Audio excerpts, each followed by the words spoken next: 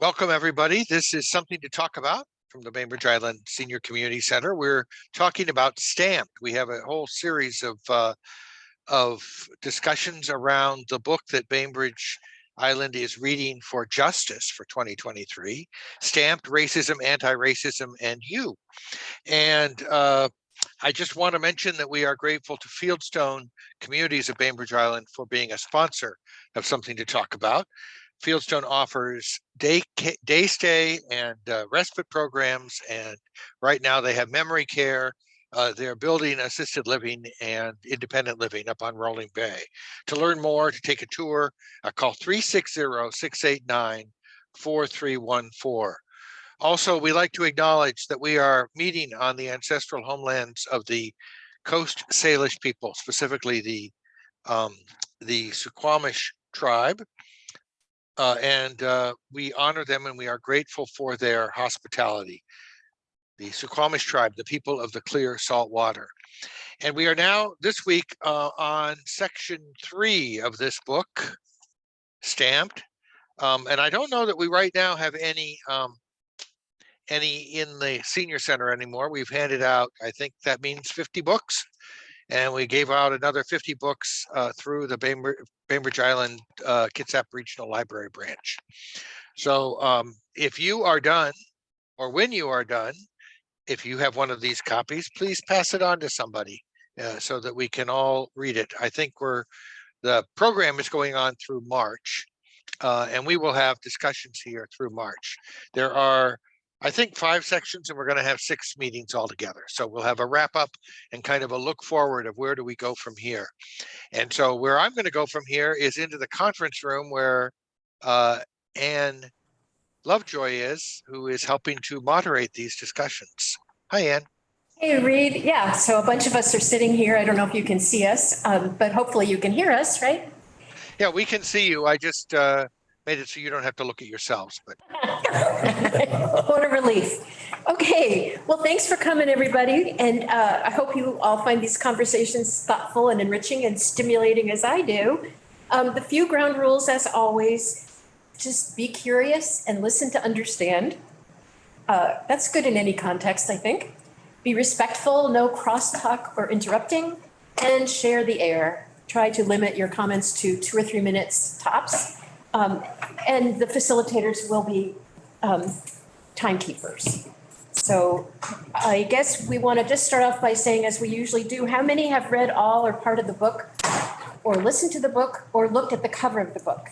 So pretty much everybody at least has some idea about that. And it's fine if you haven't.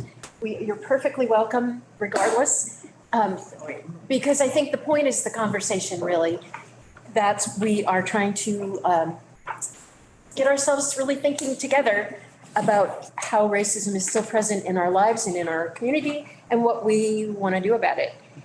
But I wanted to know if anyone here got to the BI Reads for Justice program at BEMA yesterday, where they showed a Roosevelt High School documentary, Beyond Black and White, that covered they talked about 50 years of race reform in Seattle and how well that is not working.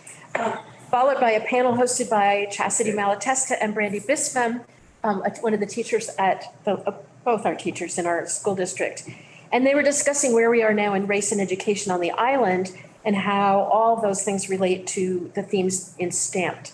Rita, do you want to say just a little bit about that? It was really an awesome film and a discussion. I didn't realize that Seattle was so averse to integration in the schools.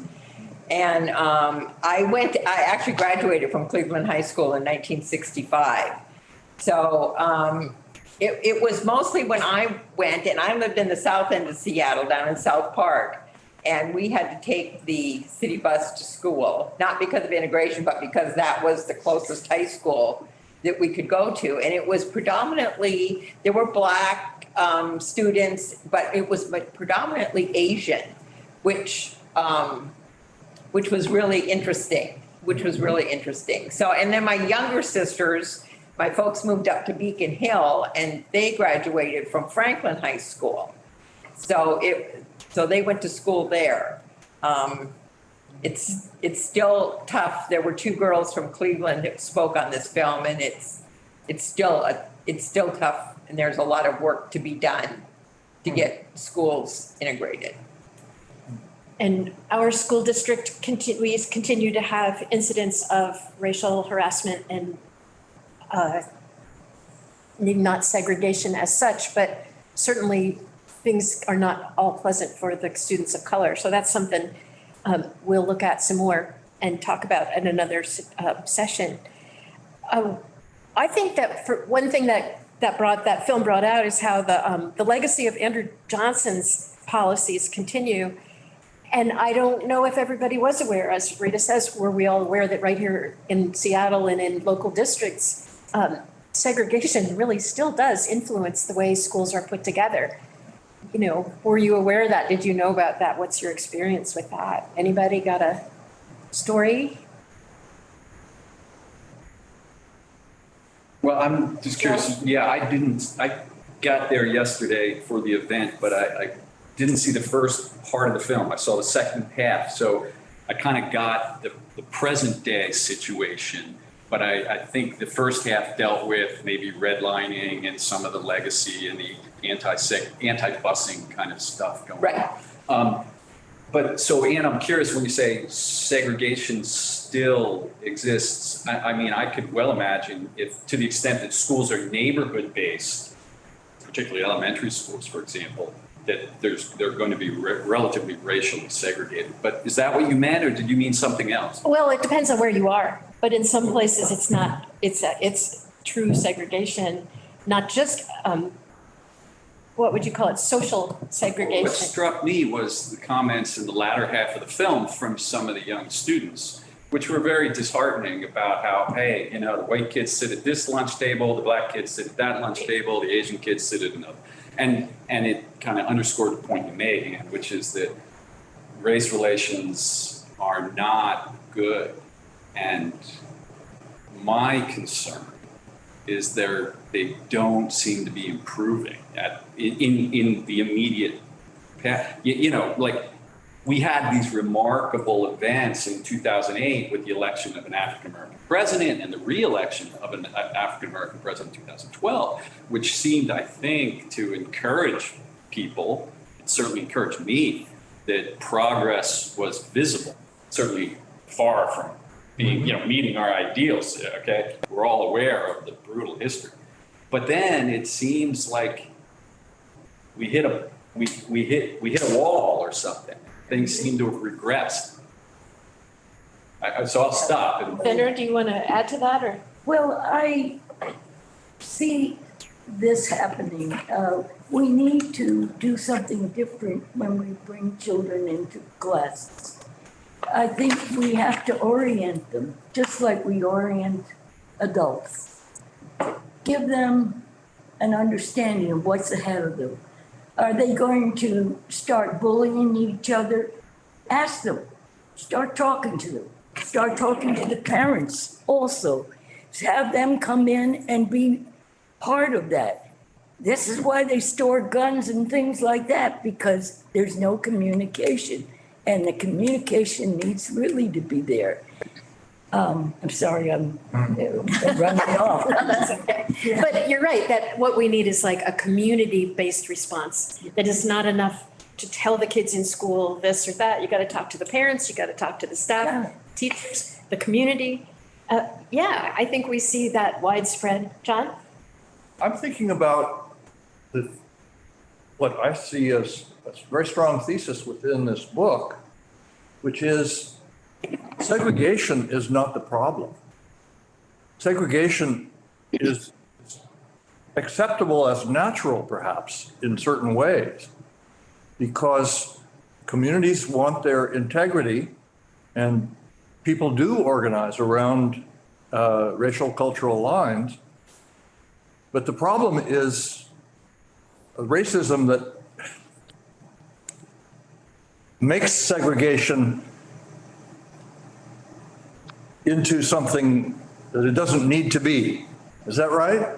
I'm not sure. I'm still getting acquainted with anti-racism as opposed to assimilation and so on. Please go. I wasn't really trying to. Because I think that's. Yeah, but I was going, Go ahead, Martha. there's a part of me that just goes, why? I mean, not why do we have, I mean, why is it so difficult for people to just, oh, this sounds far too simplistic. Why can't these things just be dropped somewhere, like in a bad field or something, maybe? But we'll take children. What age did they get this? Or did they get this when they were 2, 3? Or did they pick it up from the neighbor when they were 10? Somewhere along the line. And I was asking my husband, who drives school bus here on the island, do you get a lot of bullying on the bus? He's kind of looked at me like, huh? And he doesn't, and he has all 3 levels of schools, is what I'm trying to say. And, and so, he's around this a lot, so, but what did he say? Yes or no? no, he didn't see any, not, there's never an incident. He did one day, since first year, this year, come home and say, yeah, they took the administration at a particular school was there to meet the boy when they got off the bus because there was a confrontation, and I should have just said student, but a boy is okay. But anyway, and they were going to deal with it right then and there, whatever it was. And I can't remember if it's his bus or somebody knows very well, but he saw the incident and the like. But where do they come up with it? Or did we drop it down on them? Or this is, like I say. It makes me Sounds think too of that simplistic. song in South Pacific, they have to be carefully taught, right? That's a good one. Yes. Right? I think that one element that is clear in this book is that although we may be carefully taught, the concept of systemic racism is that it's taught in a way that we don't even recognize we're capturing it. So it's not like we have these prejudices that are built on years. Some of them are calculated. They certainly were at the beginning, it seems. They are calculated for financial reasons. As we've learned, the slaveholders made a specific point of separating poor white workers from poor black workers, so that they would be able to get even, kind of abolish the idea of equality. And so that kind of set the table for what then it's not there. And now, of course, we have a lot of people who are afraid of vengeance. Maybe, if we think about if we white people had been treated this way, we might be mad enough we'd get back. The interesting thing is that culturally in our history, there doesn't seem to be any evidence of that. There seems to be evidence, outside of a few of the rebellions that we hear about, there isn't like a sense, there's a flying cough drop. There you go. Reed, Yeah. one of the things, hi, this is Vanera. One of the things that bother me is the word racism a lot. Actually, there is really only one race. We keep talking about that, the human race. But we are always dividing people up by calling them the different races. We're in cultures. We have different cultures. She has one, he has one. We all come from different ways of being raised. So we have to really not talk to these titles are kicking us in the head. One piece that's brought out quite a bit in the book is that media has always played quite a strong role. Akui, welcome. Can you grab a chair for her? In promoting anti-racist and assimilationist and segregationist ideas. And I think we see that Reynolds has really discussed the importance of William Lloyd Garrison's newspaper, Harriet Beecher Stowe's novel, Uncle Tom's Cabin, in terms of how popular and widespread they were. Can you wait just a minute? There's a lot of background noise as as we shuffle chairs around, so it's hard to hear exactly what it is that you're saying. Okay, let me, Yeah, I'll thank you. start again. So we wanted to call out the role of media in training us to look at these racial distinctions that may or may not even exist, right? And look at cultural distinctions and call them other things. And Reynolds talks about the importance of William Lloyd Garrison's newspaper, Harriet Beecher Stowe's novel, The Uncle Tom's Cabin, which was huge, right? And how popular and widespread they were. Well, the reach and impact of Black authors like Frederick Douglass and Sojourner Truth were a lot less than Stowe's and Garrison's. And I'm thinking, is that still true? I mean, here we are reading, a book that's being read all over the country by schools. And so that's kind of a new reach, right? But I'm just curious about what people have observed about how media is still running the show for us, training us. Amy has her hand up. Yeah, I do think we need to talk about race. And I think everyone here would say they were anti-racist or they're not racist, right? I don't think anyone thinks they're racist. Well, So if you truly believe that, then don't you ask the question, well, why is there such a wealth gap in this country where white people have like 5 times the wealth of Americans? Why is it that the incarceration rate, 40% are Black, and yet the population is only like 13%? I mean, that's why you have to track race and you have to ask the hard question, how did we get here? Right now, the state of Washington is putting a lot of money into, okay, where did you get your wealth? Most people built equity in their property. And who got the property and under what conditions? Even rental or mortgage rates, even the GI Bill, where so many white Americans were able to become really really rise up and become really strong middle-class citizens with homes. Well, that didn't happen to the Black people. You read in there that the guy said, well, what's freedom without land? And so they talked about the 40 acres and a mule. But then the white people said, wow, how would Black people even know what to do with the land when they were tilling it the whole time? And so the health disparities, the incarceration rates, the educational levels, what is the promise of our educational system? It is that the education will equalize. And that's why I went into teaching public schools. I believe that. I believe that with every fiber in my heart, that I was going to be the best damn teacher there was going to be. And I wanted to have only those kids that needed me. And but it didn't work that way, did it? I mean, because your zip code determines the quality of education. If you track the quality of who's teaching, the Oakland teachers in California were barely qualified but they had to fill those spots. Whereas in Marin County, you would have master's degrees and all of that. So it's fine and dandy to say we don't have any racism now. It's because it's so baked into our system. And we fail to really look at the roots of it. And the roots come with understanding our history. And that's why Kendi breaks down colorism. There's an intersection between health and environmental justice. In Flint, Michigan, would Bainbridge Island have waited 2 years to get fresh water like they did?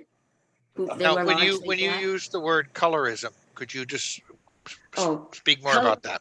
Yeah, colorism is a form of assimilation where Blacks believe, for a time that the lighter they were, the better they were, because they were closer to the supreme white race. And that's kind of baked in.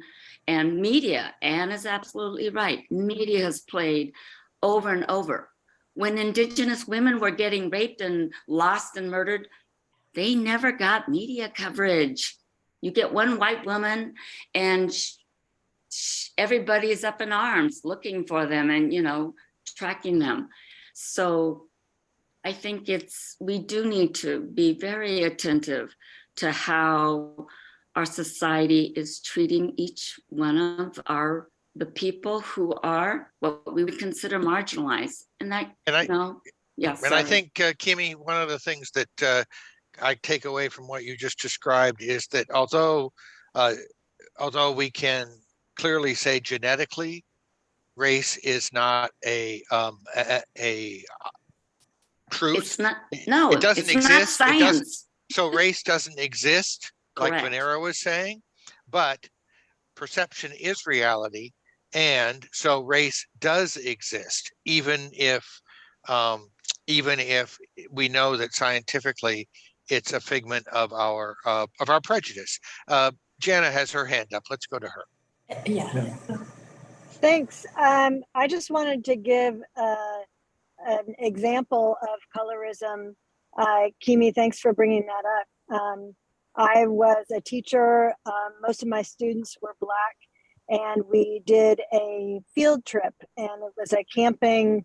We went to a retreat center, and I was the one who was the point person with the camp staff. They were mostly white, but I planned it with 2 Black women, and one of whom was light-skinned and one of whom was dark-skinned. And then my friend, who was white and also a teacher, she came with me. So we had these 4 adult staff members in this camp. The camp staff were all white, and they would, if I were not available, I was the point person, so okay, makes sense that they would go to me. But if I was not available, they would go to my white friend who didn't even teach at this school. If she was... I'm sorry, I muted you by mistake. I muted you. Can you? Go back. Censorship. You know where this is going. If my white friend wasn't available, they would go to the lighter skinned Black woman. And if the lighter skinned Black woman wasn't available, then they would go to the darker skinned Black woman. And I did not notice it until my 2 Black colleagues pointed it out to me. And then the rest of the weekend, I noticed it. And my friend who was white had to say, I'm just here as a chaperone. I don't even teach at this school. Please talk to the people in charge. Yeah. So that's an example of colorism in action, and the idea that race may not exist scientifically, but it absolutely exists in practice every day. And the other thing that I see from what you just said was that it can be invisible to white people with white privilege because we aren't looking for it. And so we just don't see it.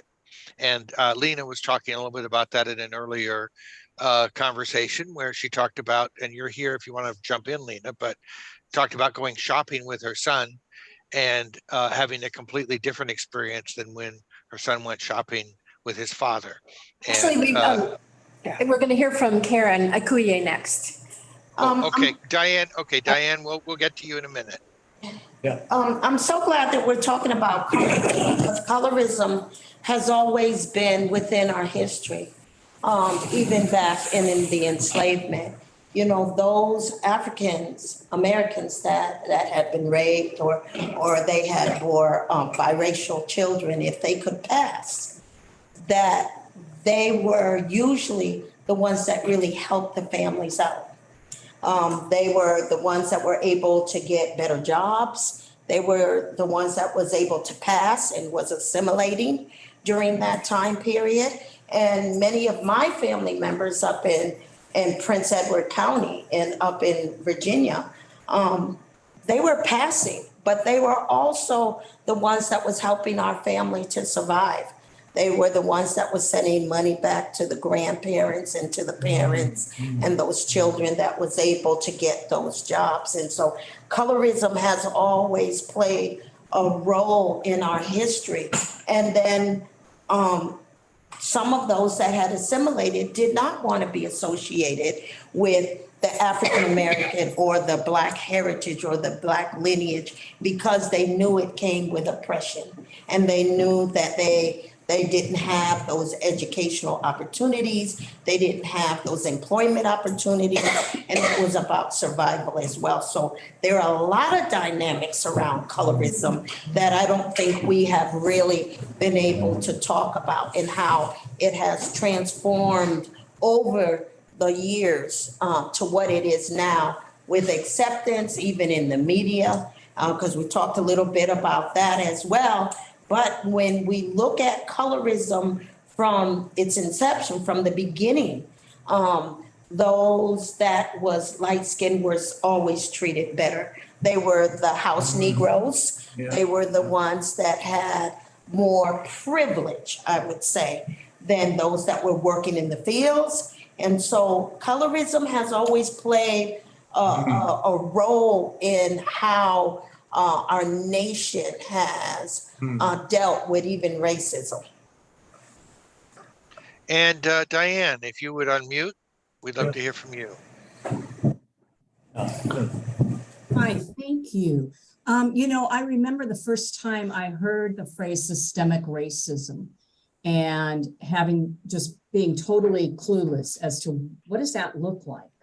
So learning that, and this is years ago, because I too, as a teacher, we need to be able to understand what our students are experiencing.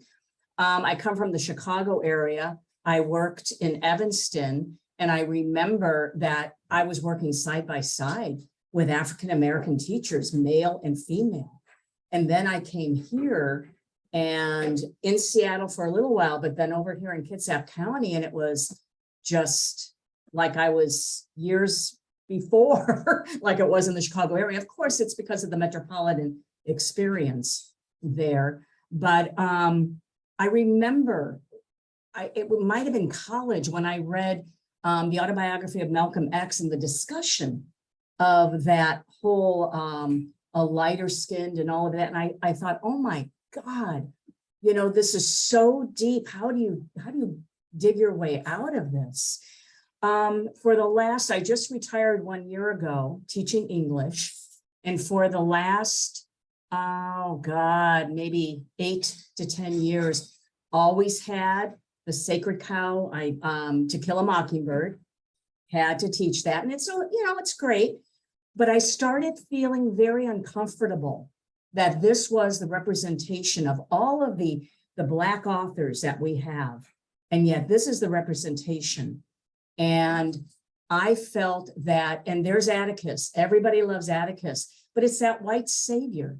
Why? So I coupled it. I wasn't allowed not to teach it. Of course, I'm not going to do that. But I combined it with Maya Angelou's I Know Why the Cage Bird Sings. And these kids studied, and they did a paper on what it means. Here you have a white, this is Harper Lee, the little white girl, same time period, who is observing this. But with Maya Angelou, you have a young little girl, she's taking us back in time, who is experiencing it.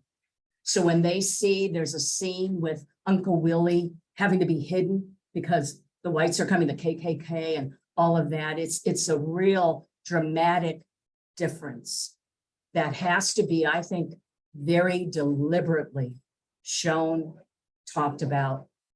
And that's my 2 cents. Sorry. That's great. No, that's wonderful. And it touches on the Harriet Beecher Stowe and Uncle Tom's Cabin, which has a similar sort of dynamic.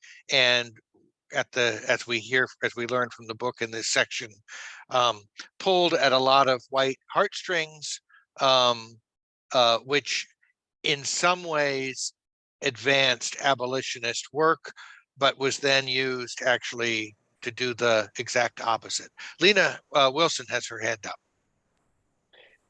Thank you, Reed.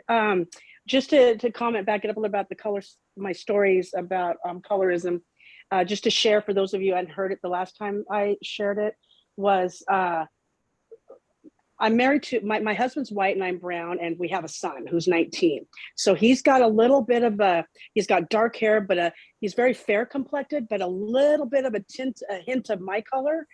And so when he was 15, so it was about 4 years ago, he brought it to my attention, made a comment that he noticed there was a difference in the way that people out in the public, whether it's the stores, the gas station, or just generally in public, would treat him differently, or he'd noticed there was a difference when he was out with his dad, getting gas, getting groceries, getting a burger, whatever. Him and his dad are out doing it. He was treated with kindness, smiles, respect, totally different than when he was with me and we're going out doing the same thing, groceries, gas, burgers, whatever. Completely different experience. And I had no idea that this was even happening up until when he brought it to my attention. And me and my husband talked about it. And so we actually, not long after that, I went out with my son and I wanted to see if this was something that I noticed as well. And sure enough, he was right. He was right. We were treated a little bit differently. And it ended up coming to my attention and becoming really apparent that when I was with my son, we were actually still to this day being followed in stores. And they were usually undercover workers. And at the end of, make a long story short, it was really to look for shoplifters. And they literally would follow us around until we actually went through the pay station, the cashier lines, even and through self-pay, and watch us very carefully about each item going across the scanner, as opposed to, say, a white mom and son in front of us and behind us. Wouldn't really give them that much attention, but we would definitely get a lot of attention. And so forth. So that's happening again to this day. It's still real. And again, I'm only sharing this again because some of you may not have heard it the last time I shared that, but yeah, Thank you. It's real. Mm-hmm. Yeah, and as you were saying, it can be invisible unless you're looking for it. Donnie, and then Joe, and then Venera. One thing I haven't heard discussed is the police department. I'm fairly new to the island, so I don't know the culture of the police in Seattle or Bainbridge. Are they striving to do any police reform? I mean, that's such a big issue in the news. You are right. It's a huge issue in the news and in our communities. Mm-hmm. And reports vary depending on who is doing the explaining, I would say. Police think they're doing great. A lot of other people are not quite that clear about it. And some people are very clear that they're not. So there's a lot of work to do as a community and with our neighboring communities. Paulsbo comes right to mind, doesn't it? But you know what? We have issues too. Do they wear body cameras? They do. Because that was a discussion. They do wear body cameras. Sometimes they mysteriously don't work or get lost. Okay. But generally that has helped quite a bit. Yeah, I would think so. To that a little Joe, do you want to directly, just to answer to that question, my understanding is the Seattle Police Department is still working under a consent decree that was negotiated between the SPD and the Justice Department during the Obama administration. That's true. And there is it's being supervised by Judge Robart, a U.S. District Court judge here at the Western District of Washington, with, a citizens sort of police monitoring board in place. So it's legally a very complex scheme that has been put in place. And what is the consent decree? A consent decree is it's an agreement which ends a lawsuit.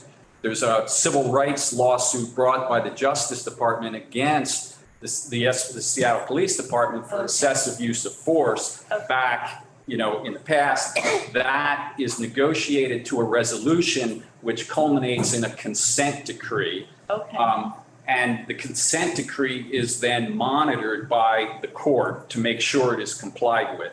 And so that's an ongoing process. And that was in place even before the 2020 George Floyd protests, which then flared up again and brought about additional legal proceedings against the Seattle Police Department, against the city of Seattle. So it's long and tortured. I mean, I happen to know this because I provided pro bono legal services to Black Lives Matter as part of that follow-on lawsuit, which then again resulted in additional injunctions issued from the federal court. But it's an ongoing process. It's fraught, it's complex, and it's probably not unlike many, many metropolitan areas around the country.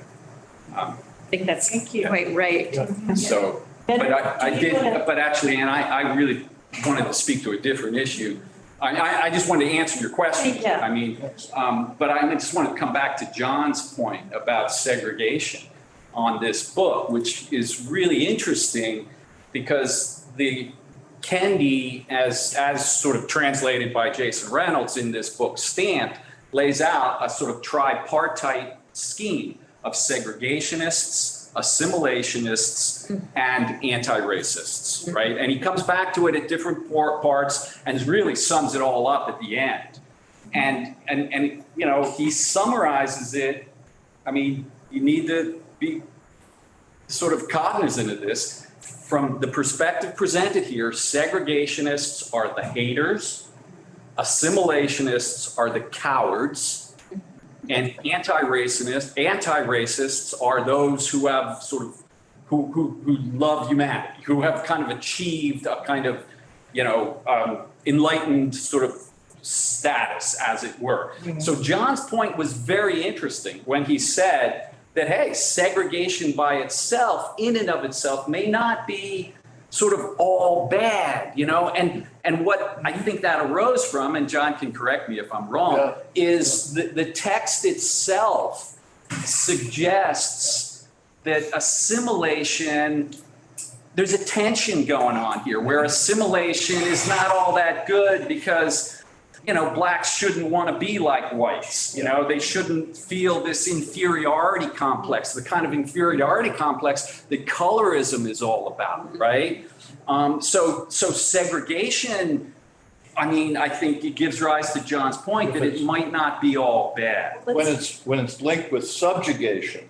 Well, when if it's when there's economic right, if it's distinction and advantages for one group and all the disadvantages for another. I think the last point I'll make, and I'll stop, is that I think everybody needs to really look into Kendi and what Kendi is promoting here, okay? Because the anti-racism message of Ibram Kendi is not the ideals of Dr. Martin Luther King Jr., which is that, hey, we are not, I mean, the Martin Luther King Jr.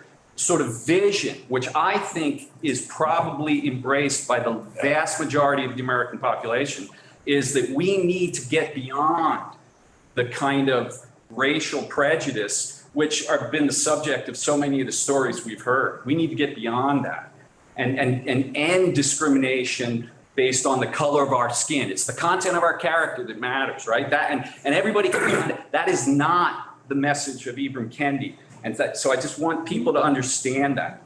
Well, let's hear, Akria, did you want to respond? No, this young one. Go ahead. Oh, go ahead. I don't know if it was raised in the book because I had not read it. And, but the ugly animal in my mind about this whole thing is wealth. The wealth between people divides us every time. White doesn't matter what we are. And the blacks who have advanced in a wonderful way also then take away from the people that haven't arrived yet. And so happens to all of us. I see it. And it happens in schools big time because they just feed on each other. I've got a new sneaker, you don't have that new sneaker. I've got this, you don't have that. I grew up in an Italian family. My father was first generation. So I had to learn that I wasn't special when I came here. I had to figure out, I'm like you. I don't look like you, but this is all right. But I just had to get along. And when I didn't get along, I got punched out. They did this to me in school. They said, We've already got everybody at the table. We don't need another one. So anyway, that's how I see that wealth has done to us. I'm so glad you brought up wealth, because wealth was the root of all of this mess that we're dealing with right now. It was all money and greed. It's always The selling, the trafficking, all of the enslavement, all economically based. So when we want to get to the root of this stuff, we got to go back to the money issue. We got to lay that on the table, and then we have to lay the education issue on the table, because what perpetuated that was the laws that were on the book that perpetuated the oppression. You look at the root, you look at the laws that instrumented them and put them into play. If you go back over the history, you'll be able to see every law that was enacted that perpetuated all of this that we're dealing with now. And then if you say, look, the law was, you're not even allowed to read or write. This is the educational piece. The trauma that was enacted in education itself continues. That systemic, you want to call it racial bullying or whatever, it came within the education system as well when they began to integrate. So if we're looking at roots of causes, we better look at the money issue, the wealth issue. We better look at the laws that was on the books that continue, that's the systemic pieces, and then the educational system that continue to perpetuate it too. So you've got those entities. And so if we want to break it down, if we really want to break it down, then let's talk those three areas and how they continue the systemic racial issues that continue to be perpetuated. Yes. Yes. Yeah, so there are some folks online who would also like to jump in here. And so Jana, you go first. Sure. I want to pick up where Kuye was talking about, let's just take education and this idea of structural racism and how it's stamped into the system, it's baked into the system. So what funds our schools? Property taxes.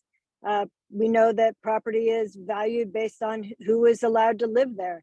And we know, redlining kept certain people out. So, that is part of the system. And so just bringing it back to what Joe was talking about, I actually think that Kendi and Dr. King do have the same vision. It's just that Dr. King, in Letter from Birmingham Jail, he was like, these moderate white people are making me lose my hope, because we've got to stop the system. We've got to disrupt the system and change the way the system works if we want all people to have access. And so he's stepping in to that conversation and saying, okay, so how do we do that? How do we get to where it's just the human race? How do we get to equality and equity? The way we do it is we are anti the racist structures that undergird everything. And, what Akuye was talking about with wealth, with education, these are where we need to take an equity lens and look and see, okay, how can we break up this structure and make it something that works for everyone? Thank you. And I think that the idea of those structural issues then were turned into examples, or at least used to say, okay, well, the content of the character of these people is not the same, that there's more violence or there's less intelligence based on the color of your skin, when it was actually, as you said, stamped in that there was going to be this this difference, and then it could be highlighted. So it's very hard to get to the content of your character when you're not being given a chance to actually develop character, or any character you're developing is being denied just on the face of the prejudice. Back to the conference room, Anne. Yeah. I just wanted to sort of get to Jana's point, which is that Kendi and King have the same goal in mind, which I think is true. I think it's that it's getting to that place where everybody is treated with respect and courtesy, and opportunities are provided for all, you know. But they, at least as far as I can understand from Kendi, he has a method, and I think Jana kind of alluded to it. We need to, which is a disruptive method, as you put it. But I guess my response to that would be, you're not going to promote justice and, you know, equality and get to that good place by small individual acts of injustice.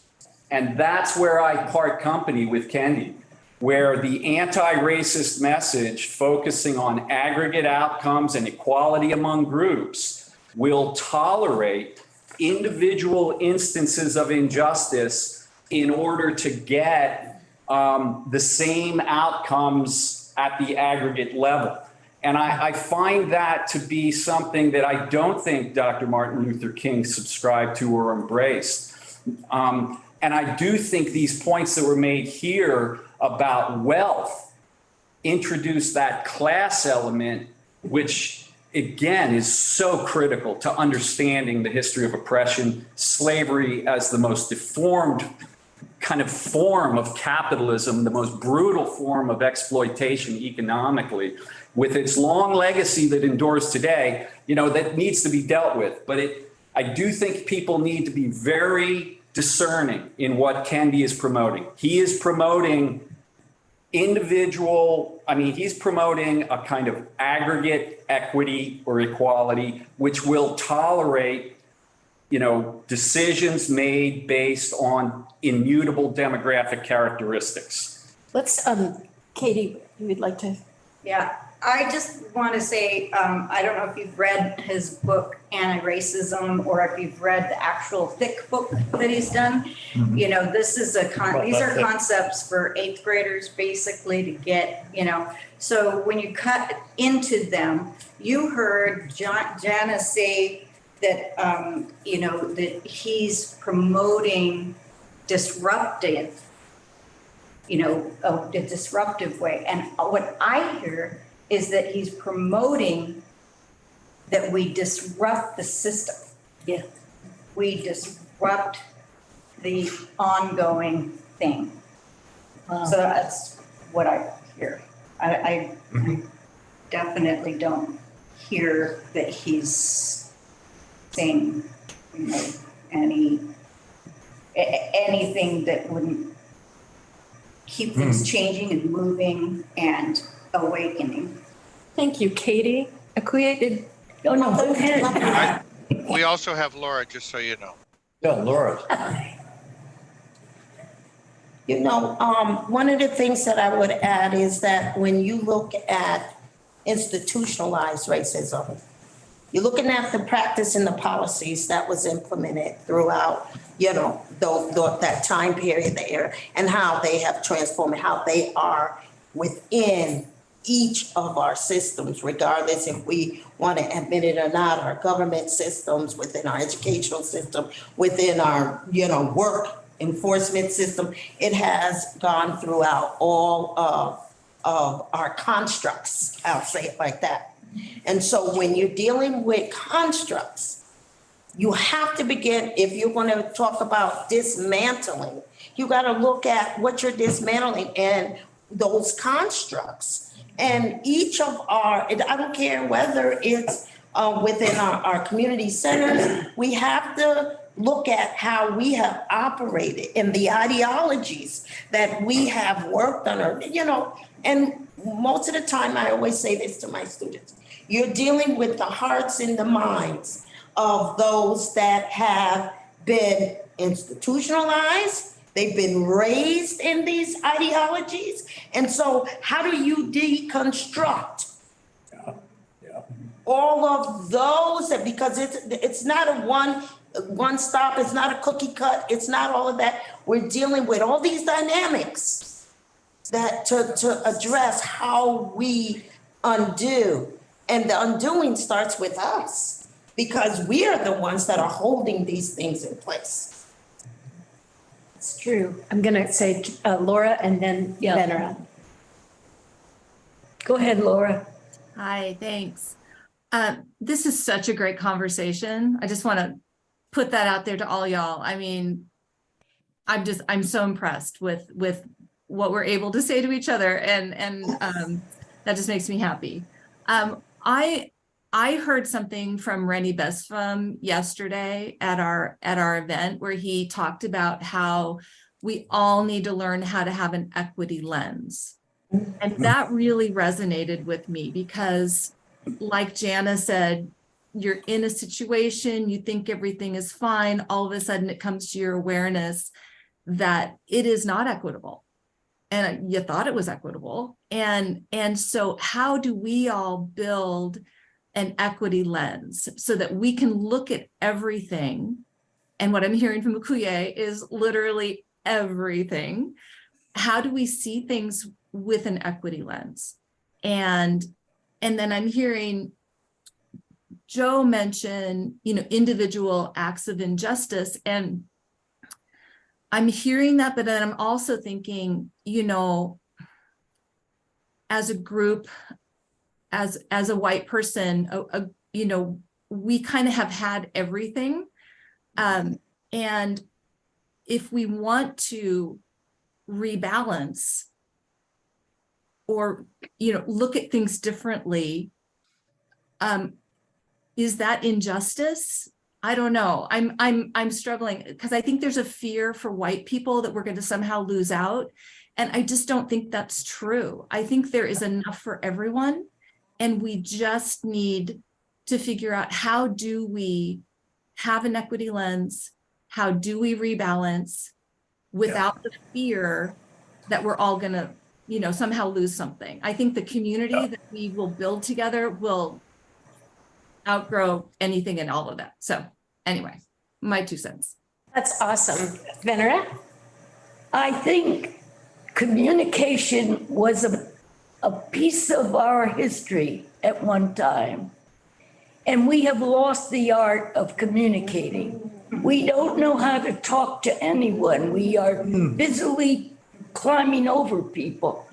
I need to address this woman. I need to address everybody. We cannot get through life unless we look at each other as, you are as important as I'll ever be. And we cannot keep telling people, stay out of my way. And it's like an art that's lost. And we need to keep talking to people. I like this woman. I tell her I like her. And if you're standing on my foot, it's my job to say, get off of my foot or I won't love you anymore. And that's how we have to be.